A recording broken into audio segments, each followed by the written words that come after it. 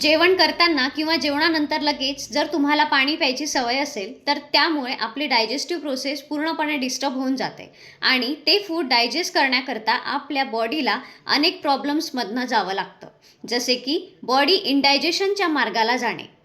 जेव्हा आपण जेवतो तेव्हा अन्न आपल्या ऑसोफोगस नलिकेतून आपल्या पोटात जातं. पोटामध्ये गॅस्ट्रिक ज्युसेस असतात, ज्यामध्ये हायड्रोक्लोरिक ॲसिड, एन्झाईम्स आणि म्युकस असतात.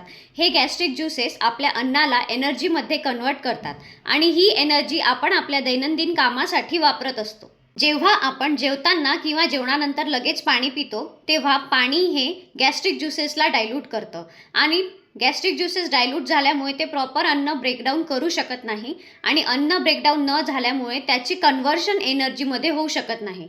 त्यामुळे आपल्याला इंडायजेशन होणं, ब्लोटिंग होणं, गॅसेस होणं, ॲसिडिटी होणं असे बरेच प्रॉब्लेम्सला आपण फेस करतो.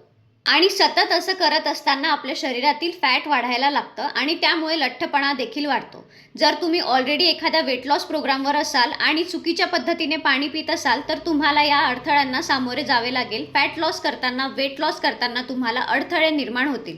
त्यामुळे वेट लॉस करत असताना आणि इतर वेळेलाही योग्य पद्धतीने पाणी पिणे गरजेचे आहे, जेणेकरून आपली डायजेस्टिव्ह सिस्टीम ही व्यवस्थित काम करू शकेल. म्हणून जेवणाच्या अर्धा तास आधी पाणी प्या किंवा जेवणानंतर 1 तासाने पाणी प्या आणि तुमची डायजेस्टिव्ह सिस्टीम प्रॉपर वर्क करण्यासाठी मदत करा.